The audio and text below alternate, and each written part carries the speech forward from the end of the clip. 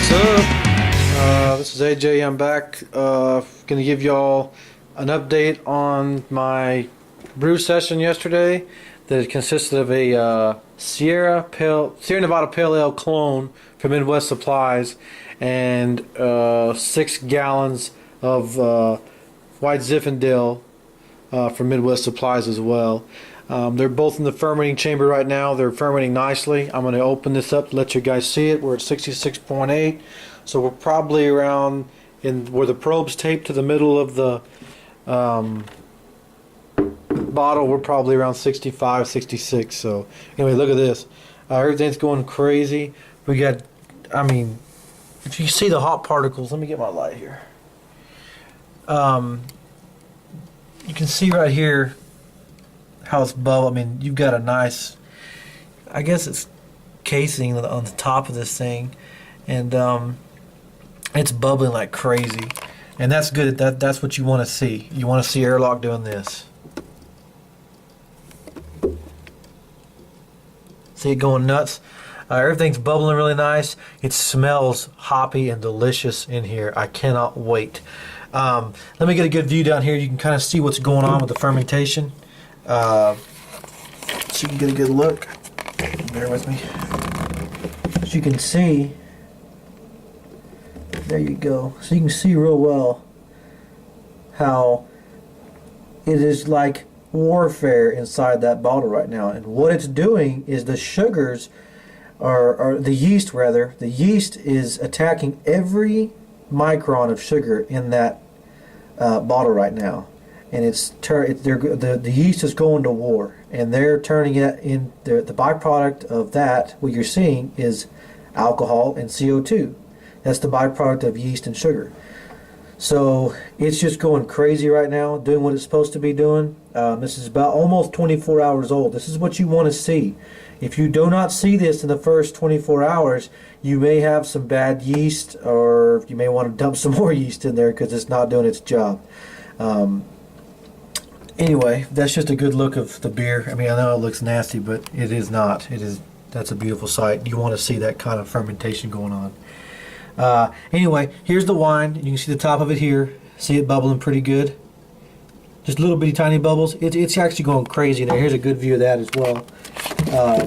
On the side here, you can kind of see bubbles going crazy. And that you want to see that too. See that right there? That's all the CO2 bubbles.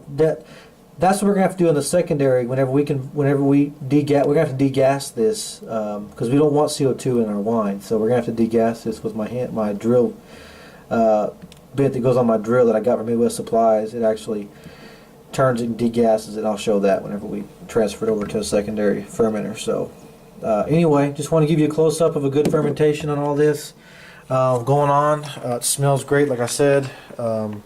Temperatures are holding pretty good. My wine could probably be a little bit warmer, but I think it'll be okay. The only thing that would happen if the wine wasn't fermented if it's fermented too cold, you might run into some slower fermentation issues. But see, right now I'm hitting the middle down there. I got 73 degrees, 72, 71.5. So not too bad. And down here we're at 69. Let's see, 69.5, about in the middle by my probe. 68. We're going to crawl up probably about 71. Yeah, right here, because we're close to the top of the head of your headspace here. But other than that, fermentation is going along perfectly. We've got 5 more days. I'm sorry, 6 more days of fermenting in the first primary. It'll be a 7-day fermentation period, and then we'll transfer both these at the same time into secondaries, and this will all subside. See, this will all go away by the time I get rid of this. Will only be active like this for another day. Tomorrow it'll start thinning out, and this will probably look like this for a long time. You won't get much of a casing head on this, but anyway, just an update, guys, so you guys can see what fermentation looks like and what you're supposed to be looking for, and temperatures to keep it at. You want to keep everything, pretty cool as you can. Outside temperature here is probably about 76, 70. Yeah, it's about 76 in here. So you want to keep everything pretty much as close to 70 degrees or under as you can. So anyway, that's all.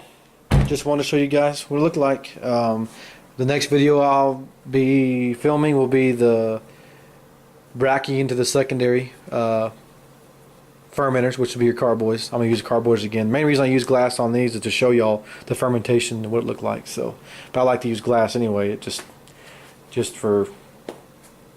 I just prefer it. I mean, it's just, there's a lot of debates between glass and, here we go, glass and better bottles right here. I've got 2 extra sitting right here. And that's a 6.5, that's a 5 gallon. So I mean, there's nothing wrong with these the better bottles. I've used them for a long time, they're fine. I just prefer glass because I really think you get some off flavors sometimes. I may be wrong, but better safe than sorry for me, so I bought a couple of these 6.5. I have a bunch of them outside, so anyway, that's it guys. Just want to give you a quick video, show you what's going on.